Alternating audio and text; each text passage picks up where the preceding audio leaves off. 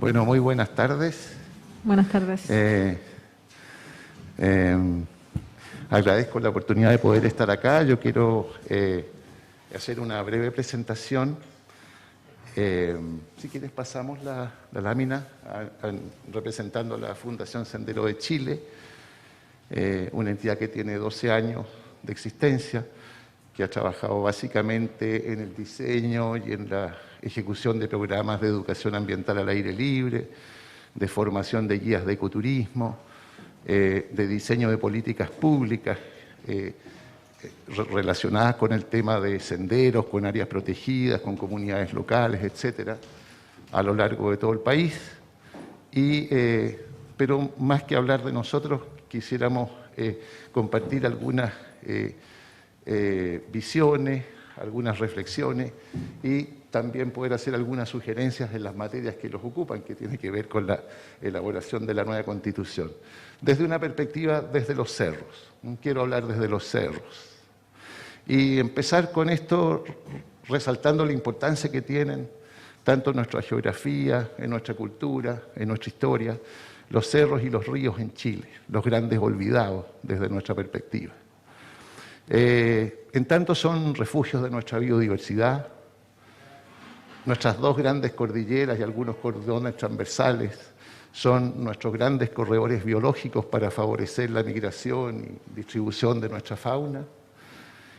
Son también paisajes culturales que hemos heredado de nuestros antepasados, ya sea pueblos originarios, arrieros, pirquineros, peregrinos y tantos otros pueblos mestizos que han desarrollado su historia y su cultura en los cerros y a las orillas de los ríos.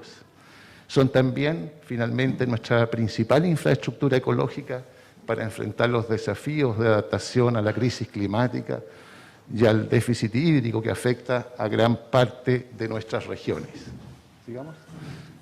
Aquí quisiera compartir un trabajo reciente en el cual hemos estado trabajando con el proyecto del Ministerio del Medio Ambiente, GEF Corredores Biológicos de Montaña, lo que es un trabajo muy interesante de planificación ecológica a escala local para 30 comunas donde se está desarrollando este proyecto, que son de la región metropolitana y de la región de Valparaíso. Y ustedes pueden observar justamente que las principales infraestructuras ecológicas de esta zona central de Chile están justamente en los espacios de cordillera, de precordillera, particularmente importante es la cordillera de la costa y lo que es la precordillera andina. ¿Sigamos? Bueno, ¿cuáles son las principales amenazas y sacrificios ambientales a los que están sometidos hoy día estos espacios tan importantes? Más de los 2/3 del territorio del país corresponde, estamos hablando de 2/3 del territorio del país. En primer lugar, destacar los usos extractivos no compensados ambientalmente en distintos ámbitos de la esfera de la producción, minera, forestal, inmobiliaria, monocultivos.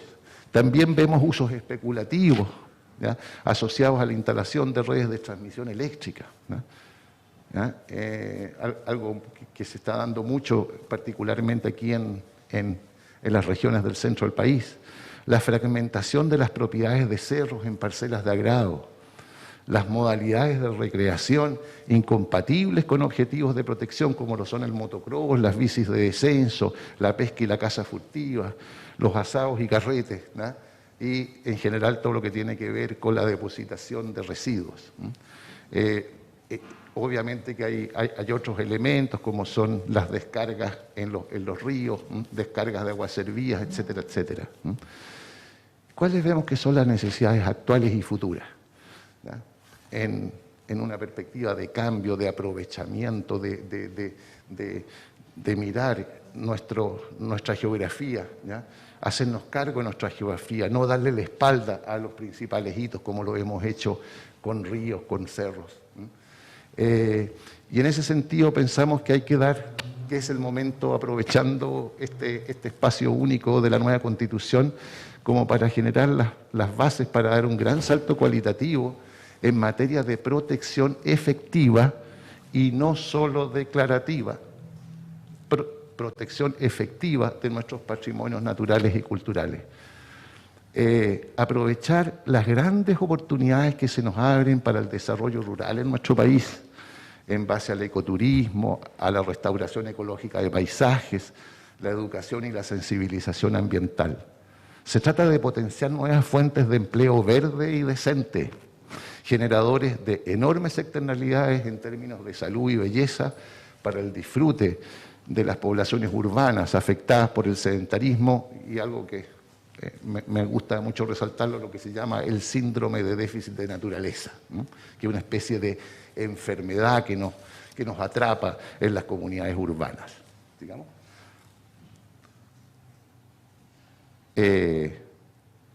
Bueno, los grandes frenos que veo que se interponen a la protección de este patrimonio tan rico y a las posibilidades de desarrollar un uso público regulado y responsable. En primer lugar, la estructura de propiedad de los cerros. Segundo lugar, la no delimitación de los bienes nacionales de uso público en el caso de los ríos. Hoy día existe el mecanismo, pero es un mecanismo tan engorroso, ¿ya?, con responsabilidades tan diluidas, tan repartidas entre distintas instituciones, que hace que no podamos hacer una política desde la gestión ambiental municipal, por ejemplo, en torno a nuestros ríos. Y tercer lugar, lo que llamamos la pasividad del Estado en materia de protección de la biodiversidad y el patrimonio cultural en tierras privadas, especialmente en la zona central de Chile, entre las regiones de Coquimbo y Biobío, donde básicamente es propiedad privada, heredera del Chile colonial. El Chile que se amplió hacia el norte, hacia el sur, tiene sí una importante cantidad de tierras fiscales tierras públicas que se concentran en las regiones extremas. Sigamos, por favor. Bueno, para hacerme cargo de esta afirmación que puede sonar un poquito dura, quiero mostrar algunos datitos nomás. El presupuesto del Sistema Nacional de Áreas Silvestres Protegidas del Estado, que abarca 18,6 millones de hectáreas, más del 20% del territorio de Chile. Para el año 2021 fue de 17.000 millones de pesos, que son equivalentes a apenas un 2,3% del presupuesto del Ministerio de Agricultura, con la curiosidad de que el tema de áreas silvestres protegidas sigue en Chile muy rezagado respecto a otros países, dependiendo del Ministerio de Agricultura y no de un Ministerio del Medio Ambiente, que se creó hace 10 años y que estamos esperando que se concrete la esperanza de la creación del Servicio de Biodiversidad y Áreas Protegidas. Para que vean las distorsiones que hay en la asignación de recursos en estas materias, el presupuesto de este 20% de Chile es menos de un 50% del presupuesto del Parque Metropolitano de Santiago, que tiene 737 hectáreas. No quiero sugerir que se baje el presupuesto del Parque Metropolitano, pero esta sí es una prueba del centralismo y la compartimentación de las decisiones públicas. Como uno depende del Ministerio de Vivienda, que es más rico, tiene un buen presupuesto. El Ministerio de Agricultura, que tiene otras prioridades, la conservación de la naturaleza está muy subordinada al ser un país potencia agroalimentaria. Fíjense usted, las 2/3 partes del gasto, de este pequeño gasto público en el sistema de áreas silvestres protegidas, se financia con ingresos propios, con el corte de entradas, y menos de un 30% son con aportes fiscales directos. O sea, estamos hablando de cerca de 5.000, 6.000 millones de pesos apenas son aporte fiscal directo. Y de esto se va un 76% en remuneraciones y un 0% en inversiones. Fíjense el caso del Parque Metropolitano, en cambio, que tiene un 19% en remuneraciones y un 76% destinado a inversiones. Para modificar estas relaciones no se requiere un cambio constitucional, basta con un cambio en las voluntades y en las prioridades políticas. Pero vamos a entrar a lo otro.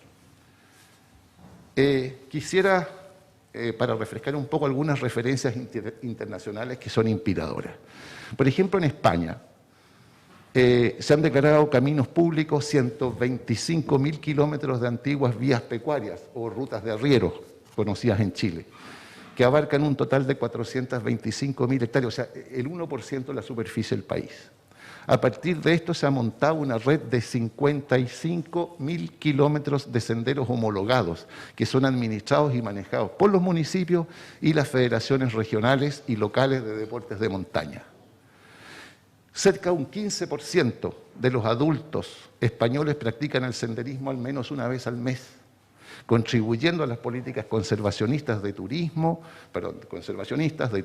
y de contacto de las poblaciones con la naturaleza. En el caso de Alemania, hay 200.000 kilómetros, para un país bastante más chico que el nuestro, ¿ya?, de senderos homologados, y en este caso hay un 35% de la población adulta que practica el senderismo. O sea, estamos hablando de 80 millones, el 35%, estamos hablando de 30 millones de alemanes caminando todos los meses. O sea, hay que tener 200.000 kilómetros de sendero para que no se genere una sobrecarga, que es lo que está empezando a verse en los poquitos senderos que tenemos en Chile. Simplemente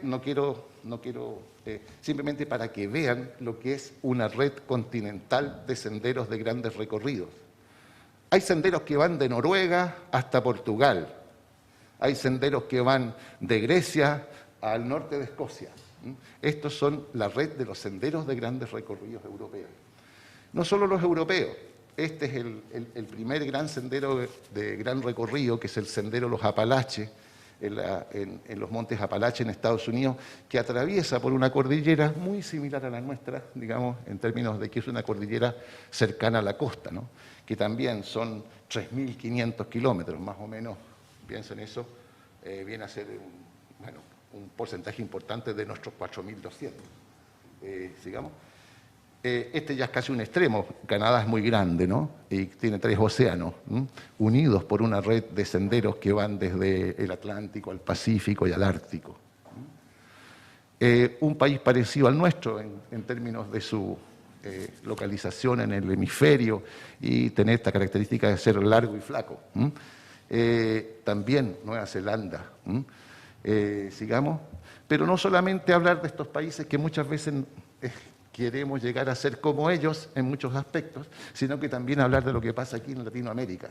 Huella Andina, el primer sendero gran recorrido que se hace en Patagonia, norte argentina, que va en el equivalente a Chile desde Lonquimay hasta Palena, 500 y tantos kilómetros. Vean lo que pasa en la ciudad de Río de Janeiro, donde en medio de la ciudad de Río de Janeiro hay un cordón montañoso más grande que el San Cristóbal, ¿ya?, a la escala de Río de Janeiro, que tiene como 20 millones de habitantes. Aquí hay un sendero que va justamente por estas cumbres, ¿ya?, por esta línea de cumbres, en medio de la ciudad. Son 170 kilómetros. Entonces, con esta, sigamos por favor. Aquí quiero meterme porque un poquito lo que queremos transmitir es poder crear las condiciones que habiliten la posibilidad de que en Chile podamos tener una red de senderos relevante. Y esto tiene miles de beneficios, no solo en términos de empleo, sino que también en términos de la salud, en términos de la convivencia nacional, en términos de, en fin, salud mental, etcétera, etcétera. Y sobre todo también el tema que nos ocupa acá, que tiene que ver con los conocimientos. El senderismo no es solamente deporte, el senderismo es educación, el senderismo es desarrollo local, en fin. Entonces, en ese sentido, lo que queremos proponerles es que ustedes puedan aportar en abrir espacios para ejercer la función social de la propiedad de las infraestructuras ecológicas hoy día en manos privadas. Al respecto, estamos pensando en crear mecanismos que permitan. Esto no quiere decir que sea una lógica expropiatoria así radical, sino que más bien lo que se busca, y es algo que hemos estado trabajando dentro de las limitaciones que impone la actual norma jurídica, de poder llegar a acuerdos entre propietarios. Los cerros tienen propietarios de grandes superficies. No es como en el valle, que son pequeñas superficies. No, estamos hablando aquí al lado de Santiago, en la comuna de Maipú, en la comuna de Pudahuel, estamos hablando de propiedades de 700, 1.200 hectáreas. Entonces, no es que haya que transar con tanto propietario. Creo que es muy interesante la relación que se puede generar entre propietarios, municipios, comunidades, asociaciones de turismo, profesores, comunidad local. Y en ese sentido pensamos que mecanismos interesantes de buscar hacia el futuro, que tiene que ver con la posibilidad de afectar al uso público lo que son huellas históricas en cerros y orillas de río, utilizadas tradicionalmente por arrieros o peregrinos, por dar algunos ejemplos, para que puedan ser administrados por los municipios o gobiernos regionales con la colaboración de las organizaciones territoriales. Tremendo desafío para Chile. Limitar el derecho de propiedad. Esto ya está en la actual Constitución de una manera bastante genérica. Limitar el derecho de propiedad imponiendo una figura nueva, muy interesante que se desarrolla en Chile, que es el derecho real de conservación, ¿ya? En el caso de lo que llamamos las infraestructuras verdes de mayor relevancia ecológica y en la prestación de servicio ecosistémico, sujetas al desarrollo de proyectos locales de conservación y uso público responsable. No es crear senderos y declararlos de uso público y aquí nadie se hace cargo y entramos en un conflicto con el propietario. No, si vamos a generar senderos también tenemos que generar las condiciones para que esos senderos sean bien administrados. Y en ese rol es fundamental lo que pueden hacer las comunidades locales y lo que pueden hacer los municipios. Entonces, lo mismo que estoy hablando, me he cargado un poquito hacia lo natural, pero también vemos a los cerros y los ríos como gran portadores de un patrimonio cultural tangible e intangible. Es absolutamente aplicable lo que estoy diciendo al ámbito de lo cultural. A mí no me gusta esa distinción entre patrimonio natural y cultural, creo que están muy vinculadas, imbricadas una y otra. Y la siguiente, y bueno, ojalá podamos contar también en Chile con una gran red de senderos por cerros y riberas de río que nos permitan generar miles de empleos locales de guardaparques, guías de ecoturismo, educadores ambientales y atender esa creciente demanda ciudadana de contactarse con la naturaleza y el patrimonio cultural y que ese contacto sea responsable. Esta creciente demanda ciudadana, podemos llegar a los 35% de la población alemana algún día. Ya en la pandemia se ha notado, ¿no? Apenas se libera la pandemia, la gente está yendo a los cerros y está haciendo colas para entrar a los 3, 4 senderillos que hay aquí en torno a Santiago. Y hace cola y no va a senderos maravillosos que están al otro lado y que simplemente pedirle permiso al dueño. Entonces, en una cultura dialogante se puede llegar a acuerdos muy interesantes, como lo han hecho en un montón de otros países. No veo por qué en Chile no lo podamos hacer. Y, nostálgicamente, me despido mostrando lo que era el proyecto del Sendero de Chile hacia el año 2007, cuando había comprometidos recursos públicos para hacerlo, pero las voluntades políticas soplaron otros vientos y este sueño, que era para concretarlo, para celebrar el bicentenario, lo pensamos para celebrar el tricentenario de nuestra República. Muchísimas gracias. Eso. Y lo último era que la nueva Constitución nos permite abrir una ventana para que luego puedan dictarse nuevas leyes de senderos y corredores biológicos. Entendemos que eso no va a ser materia de la Constitución, pero sí generar las condiciones de habilitación, de manera de paliar el gran desbalance que hoy día observamos en Chile entre las inversiones millonarias en infraestructuras grises y nuestras miserables, perdón la palabra, inversiones que hacemos en las infraestructuras verdes. En la perspectiva del cambio climático, los desafíos que implica la crisis climática, la crisis hídrica, creo que tenemos que pensarlo en función de este desbalance que es el que hay que corregir y no seguir con la lógica sectorial de que el MOP tiene plata, que el MIMBU tiene plata, que cultura, que medio ambiente, que ciencia están ahí. Esos desbalances creemos que son necesarios de corregir y eso creo que el puntal inicial, el puntapié inicial creo que debe darse necesariamente en nuestra futura nueva Constitución. Así que eso, muchas gracias. Muchas gracias a usted. ¿Hay algún comentario, pregunta? Uno cortito. Loreto y Carlos. solamente quiero agradecerle tanto su visita. Es para mí súper esperanzadora, ¿no? Porque escucharle es uno de los grandes motivos también por los que yo vine acá. Le escuché decir algo que es interesante, que tiene que ver con esto de el síndrome por déficit de naturaleza. Esa es una realidad y es una realidad que efectivamente en otras partes ya está resuelta, ¿no? Los famosos baños de bosque. Cuando pudiéramos hacer un baño de bosque, nosotros aquí nos iríamos un día y volveríamos renovados, sin duda, ¿no? Entonces creo que lo que usted plantea tiene muchísimo valor. Estamos aquí por eso, ¿no? Hay un eslogan. ¿Cómo es eso? Ecoconstitución, que ya me la sé. Bueno. Sí. Única solución, ecoconstitución. Y ahí tenemos también esta mirada, ¿no? Por lo tanto, yo creo que los tiempos de su nostalgia poquito a poco se van a ir apaciguando y probablemente vamos a tener buenos vientos, indistintamente. Estoy pensando principalmente en el sentir de nuestra comunidad. Nuestra comunidad quiere un cambio que nos acerque más incluso a algo bastante utópico, pero real, que es la felicidad. Y la felicidad son momentos muy breves.